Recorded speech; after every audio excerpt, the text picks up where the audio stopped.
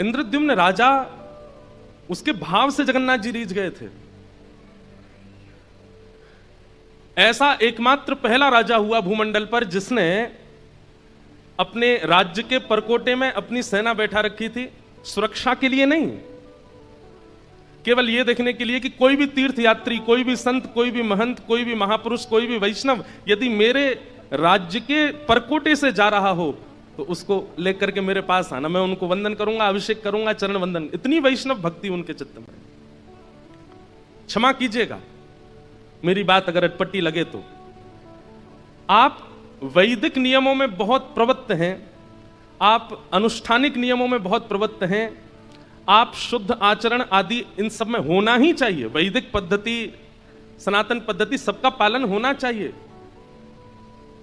पर भगवत प्रसन्नता के लिए इन सबसे पुण्य तो प्राप्त कर लेंगे, इन सबसे वैकुंठ प्राप्ति का साधन, स्वर्ग प्राप्ति का साधन तो हो जाएगा, लेकिन महाप्रभु जी को प्राप्त करना है, ठाकुर जी को प्राप्त करना, उसके लिए केवल एक साधन है, वैष्णव सेवा।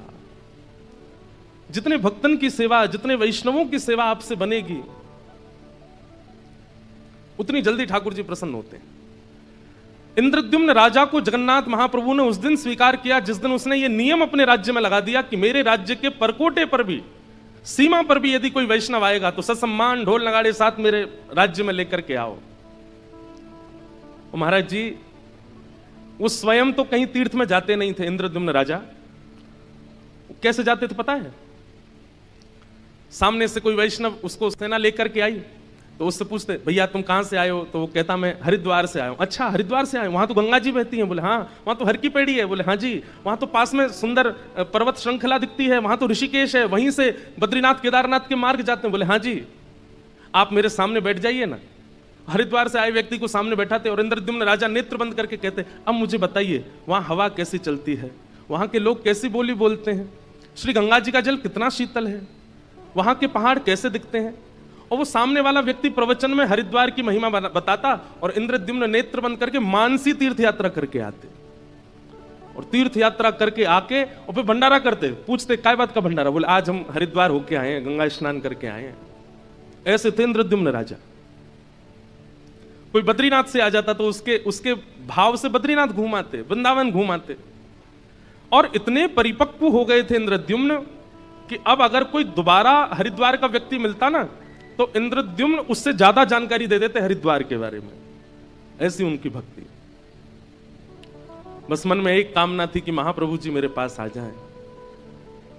पहले नील माधव भगवान विराजमान थे नीलाचल पर्वत पर, जिनकी सेवा का अधिकार आदिवासियों को ठाकुर जी ने दे रखा था।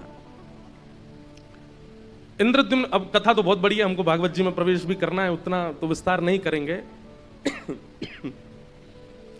इंद्रद्युम्न राजा ने अपने भाई को भेजा कि मुझे स्वप्न में नील माधव भगवान ने आज्ञा की है कि मेरी सेवा प्रारंभ करो। बहुत ध्यान से सुनिएगा।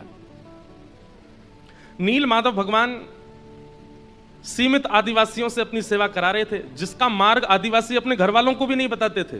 पर्वत पे एक गुफा में नील माधव भगवान बैठे हैं। लेकिन इंद्रद्युम्न राजा के भाई ने जैसे तैसे करके, थोड़ा उसको छल तो नहीं कहेंगे, लेकिन एक योजना बना करके नील माधव भगवान को देख लिया। लेकिन किसी कारणवश नील माधव भगवान अंतर ध्यान हो गए और सेवा इंद्रद्युम्न को प्राप्त नहीं हुई। तब इंद्रद्युम्न राजा ने इतनी विरह वेदना से महाप्रभु जी को पुकारा कि नाथ आप मेरे पास नहीं आए। तो भगवान ने आज्ञा की, बोले तुम चिंता नहीं करो, अब एक योजना से हम तुम्हारे पास आएंगे। भगवान ने आज्ञा करके कहा कि समुद्र में 3 दारू यानी कि लकड़ियां बहती हुई आएंगी, उनसे हमारा एक स्वरूप निर्माण कराओ। कैसा स्वरूप निर्माण? बोले कि वो उन दारू ब्रह्म को, उन लकड़ियों को कोई और आकृति दे ही नहीं पाएगा, जिसको मैंने चुना हुआ है वही आकृति देगा और वो अपने आप तुम्हारे पास आ जाएगा। सावधानी से सुनिएगा, कौन है महाप्रभु जगन्नाथ। तो इंद्रद्युम्न राजा ने गुंडीचा, जहां आज जा रहे हैं महाप्रभु जी, वहीं पर तीनों स्वरूपों को विराजमान किया। बड़े बड़े कारीगरों को बुलाया, बड़े बड़े मूर्तिकारों को बुलाया कि आप ठाकुर जी का स्वरूप बनाओ। मूर्तिकार पूछते कैसा स्वरूप बनाओ? बोले जैसा तुम्हारा मन करे बनाओ। तो कहते हैं मूर्तिकार जब अपने यंत्रों को लेकर के जाते और मूर्ति बनाने की जब चेष्टा करते तो ऐसी खन्न आवाज आती मानो जैसे ये लकड़ी नहीं, ये लोहा है। छेनी हथौड़ा टूट के गिर जाते, लेकिन किसी से भी स्वरूप निर्माण हुआ नहीं। तब विश्व के सबसे बड़े मूर्तिकार, कलाकार विश्वकर्मा, वे एक वृद्ध मूर्तिकार का रूप धारण करके आए और आकर के इंद्रद्युम्न राजा से कहा, भगवान मुझे एक बार अवसर दीजिए। तो इंद्रद्युम्न हंसने लगा। इतने बड़े बड़े कलाकार, बंगाल के, उड़ीसा के, आदि आदि क्षेत्रों के सब हाथ खड़े कर गए। आप तो वयोवृद्ध हैं, आप तो शमशान में लकड़ियां बांट देख रही हैं, आप कहां जाओगे? बोले नहीं, आप एक बार मुझे अवसर दीजिए। गुंडीचा महारानी बोली, जब इतनों को अवसर दिया तो इनको भी दीजिए। राजा बोले ठीक है, आप जाइए, बनाओ, ठाकुर जी का स्वरूप बनाओ। जैसे ही आज्ञा प्रदान की तो विश्वकर्मा ही थे, उन्होंने कहा मेरा एक, फिर मेरी बात माननी पड़ेगी। बोले क्या? बोले आप मूर्तिकार के सिर पर खड़े होकर बैठते हो, देखते रहते हो कैसा बनाओगे, क्या करोगे, ये सब नहीं, मुझे एकांत दीजिए। और 21 दिनों तक आप भीतर नहीं आएंगे, मैं अकेले बैठ करके ठाकुर जी का स्वरूप बनाऊंगा। इतना उत्सुक है इंद्रद्युम्न राजा, वो कैसे छोड़ दे ठाकुर जी को अकेला? उसने कहा कि ये तो नहीं होगा, मुझे कैसे पता चले क्या चल रहा है क्या नहीं? बोले तुमको पता भी नहीं करना है भाई, मातृ गर्भ में बालक 9 महीना रहता है। अब पिता की पहले दिन ही इच्छा हो जाए मुझे तो देखना है, कैसा, कैसे दिख जाएगा भाई? वो तो 9 महीना में निर्माण होगा, तभी तो उसका दर्शन होगा, वो बालक है कैसा? प्रतीक्षा तो करनी पड़ेगी। और बाकी भीतर से कुछ ना कुछ आवाज तुमको आती रहेगी, छेनी हथौड़ा की, उससे समझ जाना ठाकुर जी निर्माण हो रहा है। इंद्रद्युम्न राजा रोज सुबह उठ जाता और बाहर कान लगा करके बैठा रहता, और जैसे जैसे अंदर से आवाज आती खुश होता, मेरे ठाकुर जी का निर्माण हो रहा। पहले ही व्यवस्था कर दी, बाहर सजाने लग रहा नगरियों को, बड़े बड़े ब्राह्मण बुलाए, बड़े बड़े संत बुला लिए। बोले क्या बात है? बोले उत्सव होगा ठाकुर जी। कब होगा? बोले बस जैसे ही बन जाएंगे ठाकुर जी फिर उत्सव होगा। और एक दिन हुआ, अंदर से कोई आवाज नहीं आई, घबरा गया इंद्रद्युम्न, दौड़ करके खोल दिया द्वार को। तभी देखता है कि सारे जो यंत्र थे बनाने की मूर्ति, वो सब नीचे पड़े हैं, और वो वृद्ध वहां है ही नहीं, दिख ही नहीं रहा है, दूर सब जगह देख लिया।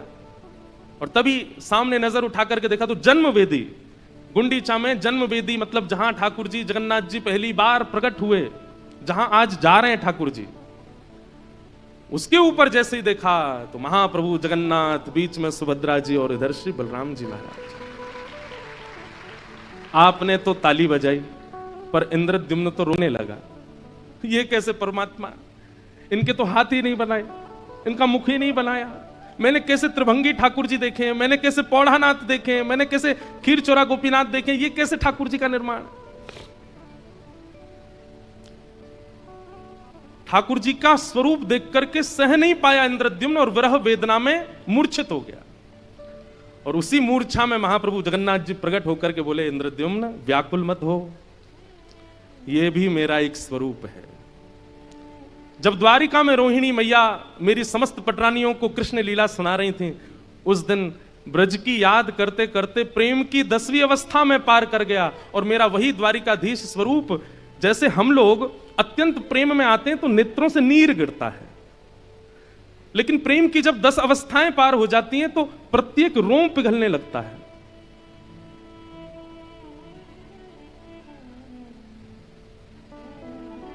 प्रेम की 10 अवस्था होती हैं। हमने एक बार जगन्नाथ रस कथा करी थी तो उसमें ये सब भाव बताए थे। आज मैं सोच रहा था सब पर थोड़ा थोड़ा प्रकाश डालेंगे, कौन कौन सी 10 अवस्थाएं होती हैं। बहुत ध्यान से सुनिएगा। प्रेम की पहली अवस्था, प्रतिकूलता भी अच्छी लगती है। किसी को पहली बार जब प्रेम होता है, और मेरी हाथ जोड़ के प्रार्थना, जितने भी युवा बैठे हैं, आजकल के छोरा छोरी वाले प्रेम में मत जाना, उसमें इन सब बातों को मत घटाना, ये ठाकुर जी के संबंध की बातें हैं। हाँ, प्रेम की पहली अवस्था क्या है? प्रतिकूलता भी प्रिय लगती है।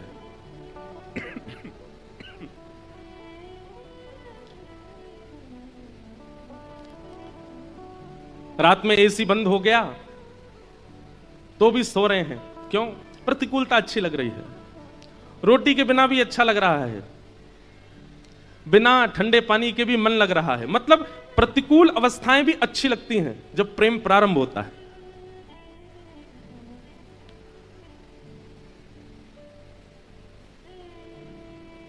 किसी का नया नया ब्याह होता है, उसको सब अच्छा ही अच्छा लगता है। फिर क्यों? प्रेम का प्रारंभ है। वो कुछ समय बाद फिर नानी याद आती है। आपको ज्यादा अनुभव है, हमको तो है नहीं है। तो प्रेम का प्रारंभ जब होता है तो प्रतिकूलता अच्छी लगती है। ये प्रेम की पहली अवस्था। प्रेम की दूसरी अवस्था क्या है? प्रेम की दूसरी अवस्था में परीक्षाएं प्रारंभ होती हैं। कैसी परीक्षा? ये मुझसे प्रेम करते हैं कि नहीं, इनकी परीक्षा लेकर के देखो। ऐसे ठाकुर जी परीक्षा लेते हैं, ये इतना राधे राधे करता है, इतना राधारमण बोलता है, किसी की परीक्षा लेकर के तो देखो। केवल अनुकूलता में ही मेरा नाम जपता है कि परीक्षाओं में भी मेरी स्मृति बनेगी? तो प्रेम की दूसरी अवस्था क्या होती है? परीक्षा प्रारंभ होती है। धीरे धीरे परीक्षा लेना शुरू। जिनमें परीक्षा ना हो वो प्रेम नहीं है, परीक्षा होती है। प्रेम की दूसरी अवस्था क्या है?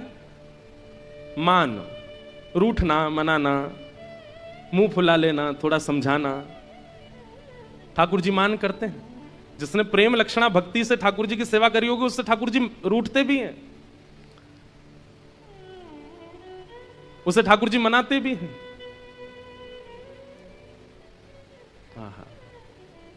तो प्रेम की तीसरी अवस्था क्या है? रूठना और मनाना। प्रेम की चौथी अवस्था क्या है? विश्वास। तीन अवस्थाएं पार करने के बाद फिर आपका विश्वास दृढ़ होने लग जाता है और आप प्रेमी को स्वीकार कर लेते हो। अब स्वीकारीकरण आ गया है। अब ना संदेह है, ना संशय है, ना कुछ और भाव है, स्वीकारीकरण। प्रेम की पांचवी अवस्था क्या है? प्रेम पुष्ट हो जाता है। संयोग वियोग ये दो स्थितियां प्रकट हो जाती हैं फिर पांचवी अवस्था में।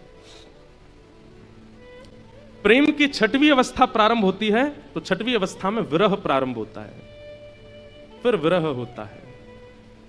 सातवीं अवस्था में व्याकुलता। विरह और व्याकुलता में अंतर क्या है? विरह का मतलब होता है किसी की याद करना, और व्याकुलता का मतलब होता है किसी की याद में रह ही ना पाना, तड़फन होना, विचलन होना। एक होता है कि मुझे जल मिल जाता, जल होता तो मैं पी लेता, थोड़ा गला ठंडा हो जाता। लेकिन एक होता है कि बस भाई अब तो जल ही चाहिए और कुछ नहीं चाहिए। तुम चाहे दूध की बात करो, चाहे 56 भोग की बात करो, मुझे जल ही चाहिए। ये व्याकुलता, ये व्याकुलता प्रेम की सातवीं अवस्था है। सब लोग इधर देखो, ध्यान से देखो, सुनो। प्रेम की सातवीं अवस्था व्याकुलता।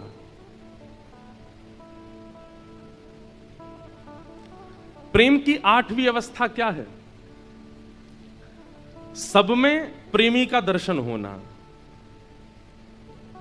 किसी ना किसी भाव में अपने प्रेमी को ही देखना। जित देखूं उदित श्याममयी है। अरे जैसे मीराबाई किसी श्याम वर्ण को देखती थी तो उसके पास चली जाती और देखती रहती। और श्याम वर्ण का व्यक्ति कहता, बोले भाई हमको तो दुनिया नहीं देखती, तुम हमको क्यों देख रहे हो? बोले हम तुमको नहीं देख रहे हैं, हम ये देख रहे हैं कि ठाकुर जी तुम्हारे जैसे सांवरे होंगे। किसी बालक की नटखट अवस्था को देखती मीराबाई तो उसको देख के रोने लग जाती। क्यों? बोले कन्हैया ऐसे ही नाटक करते होंगे, ऐसे ही यशोदा मैया को परेशान करते होंगे। मतलब व्यक्ति विशेष ना दिखना, व्यक्ति की सुंदरता ना दिखना, व्यक्ति के गुण अवगुण ना दिखना, व्यक्ति में दिखने वाली हर स्थिति को अपने प्रेमी से जोड़ के देखना। ये ऐसे हंसता है, ऐसे ही तो वो भी हंसते हैं। ये जैसे चलता है ऐसे वो भी तो चलते हैं। ये जैसे बोलता है ऐसे वो भी तो बोलते हैं। ये प्रेम की आठवीं अवस्था। और प्रेम की नौवीं अवस्था क्या है? जड़ में भी चैतन्य की भ्रांति होना। पेड़ अभी हमें जड़ लगता है कि भाई इसमें प्राण नहीं है, ये बोलेगा नहीं, लेकिन प्रेमी व्यक्ति जब नौवीं अवस्था पार करता है तो वो पेड़ से भी वार्ता करेगा, वो पक्षियों से भी बात करेगा, वो जीव जंतु पशु पक्षियों को भी अपने जैसे बोलने वाला चैतन्य समझ के चर्चा करेगा। प्रेम की 10वीं अवस्था क्या है? महाभाव श्री जगन्नाथ। एक एक अंग प्रेम विगलित हो जाना, पिघलने लग जाना, जैसे एक मोमबत्ती पिघल जाती है। ये प्रेम की 10 अवस्था है। हम आप सब लोग प्रेम की दूसरी तीसरी अवस्था से ऊपर नहीं जा सकते, लेकिन द्वारिकाधीश 10वीं अवस्था पार कर गए थे द्वारिका में, तब जगन्नाथ रूप प्रकट हुआ। और ये सारी बातें मैं आपको बता रहा हूं, लेकिन इंद्रद्युम्न के स्वप्न में स्वयं जगन्नाथ जी बता रहे हैं, अरे इंद्रद्युम्न, ये स्वरूप को देख करके तुम व्याकुल मत हो, ये मेरा प्रेम विगलित स्वरूप है। ब्रजवासियों की याद में, श्री किशोरी जी की याद में, ब्रज की याद में जो मेरा स्वरूप प्रेम विगलित हुआ, वही जगन्नाथ बन के तुम्हारे पास आया है। अरे तुम सबसे बड़े भाग्यशाली हो। बहुत ध्यान से सुनिएगा हमारी बात। त्रिभंग लली राधा रमण वृंदावन में है, पर त्रिभंग लली स्वरूप ठाकुर जी का गोलोक धाम में भी है। धनुषधारी ठाकुर जी अयोध्या में है, पर धनुषधारी ठाकुर जी साकेत में भी हैं। शंख चक्र गदा पद्मधारी ठाकुर जी दक्षिण में हैं, बद्रीनाथ में हैं, परंतु ये वैकुंठ में भी हैं।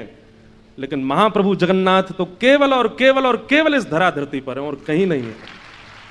ये जगन्नाथ जी का स्वरूप वैकुंठ में नहीं है, ये जगन्नाथ जी का स्वरूप गोलोक में नहीं है, ये जगन्नाथ जी का स्वरूप साकेत में नहीं है, ये केवल लीलाचल धाम में है और कहीं नहीं है। इसलिए लीलाचल धाम की इतनी महिमा है, क्योंकि देवताओं के पास भी त्रिभंग लली स्वरूप तो है, धनुषधारी स्वरूप तो है, शेषशाही स्वरूप तो है, चतुर्भुज स्वरूप तो है, पर जगन्नाथ ये तो केवल हमारे भारत में, ये वैकुंठ में भी नहीं है। और वो स्वरूप रथ यात्रा करते हैं, रथ पर आकर के निकलते हैं सभा के बीच से। और ऐसे महाराज, जैसे आज सुबह मैं देख रहा था जब महाप्रभु जी उतर के आ रहे थे अपने श्री मंदिर से, तो मेरे मन में एक भावना आई, गलती हो जाए तो क्षमा। ऐसा लग रहा था महाप्रभु जी को देख के जैसे कोई हाथी मतवाला हो गया हो और हजारों महावत उसको संभाल रहे हो, फिर भी उनके चंगुल से निकल करके अपने भक्तों के पास जाने को आतुर हो रहे हो। ऐसे महाप्रभु जी लग रहे थे, जैसे कोई हाथी मतवाला हो गया हो, अब अनकंट्रोल्ड हो गए हैं। जब वो सिंह द्वार पर कैमरा वाले जो लगाए हुए थे, तो महाप्रभु जी जब सिडनी, अब जो लोग जगन्नाथपुरी नहीं गए उनको तो यहीं से प्रणाम है। जगन्नाथपुरी गए कितने लोग हैं? हाथ ऊपर करो। हे भगवान, 100% में से 25-30% लोग गए बस। बाकी के जितने यहां हाथ नीचे करके बैठे हैं, ये कथा पूरी करके बस योजना बनाओ कैसे भी जगन्नाथपुरी जाओ। भैया अंतिम श्वास कब आ जाए कोई पता नहीं है, उससे पहले अब सुनो, यहां से पधार करके अगर वैकुंठ चले भी गए तो जगन्नाथ जी तो वहां मिलेंगे नहीं। यहां से पधार के स्वर्ग भी चले गए तो वहां जगन्नाथ जी है ही नहीं, वो तो यही है।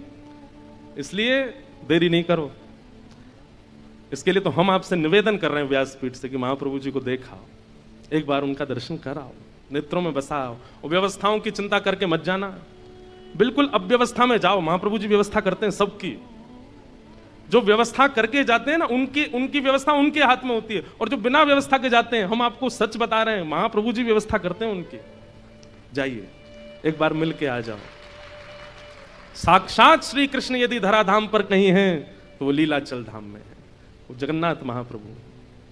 उनको आप कहेंगे तो क्या राधारमण जी नहीं है, तो बिहारी जी नहीं है, बद्रीनाथ भगवान नहीं है? ये भी हैं, पर इनमें श्री कृष्ण का अनुभव करने के लिए आपको बहुत पवित्र होना पड़ेगा, साधन से, नाम से, गुरु कृपा से, स्वाध्याय से, जप से, तप से। तब जाकर के इन क्षेत्रों में आप कृष्ण को अनुभव कर पाओगे। लेकिन आप जैसे हो वैसे चले जाओ, लीलाचल में जो जगन्नाथ है वो आपको कृष्ण ही दिखेंगे, वो वैसे ही। उनके लिए कोई साधन करने, वो कलिकाल के ठाकुर हैं। कलयुग में जो सबसे ज्यादा सारे उसने दुर्गुण अपना रखे हो, वो भी आ जाओ, महाप्रभु जी उसको भी गले लगाते हैं। आप जैसे समय मिले, जितने लोगों ने हाथ नहीं खड़े किए सब जाना। हम तो यहां से कथा पूरी करते ही जा रहे हैं जगन्नाथपुरी। 2-3 दिन मिल रहे हैं हमको, बीच में सीधे जाएंगे ठाकुर जी की पहुंडी यात्रा और गुंडीचा मंदिर में ठाकुर जी का दर्शन करके फिर आएंगे वृंदावन, गुरु पूर्णिमा उत्सव। तो भगवान ने इंद्रद्युम्न को आज्ञा की, बोले अरे पगले, तू पागल, तू क्या मूर्छित होकर गिर गया? ये स्वरूप केवल तेरे पास है, ये वैकुंठ में भी नहीं है। तब इंद्रद्युम्न को होश आया और महाप्रभु जी के रूप को जब उसने देखा। बंधु एक बात बोलूं, आज रथ यात्रा है, लिख लीजिएगा, रथ यात्रा का एक नाम और है, इतना प्यारा नाम है, नहीं सुना होगा किसी ने। क्या नाम है पता है? नयन उत्सव। क्या नाम है? नयन उत्सव। आपको पूरी रथ यात्रा में केवल 2 नयन ही दिखेंगे और कुछ नहीं दिखेगा, इसलिए इस उत्सव का नाम ही है नयन उत्सव।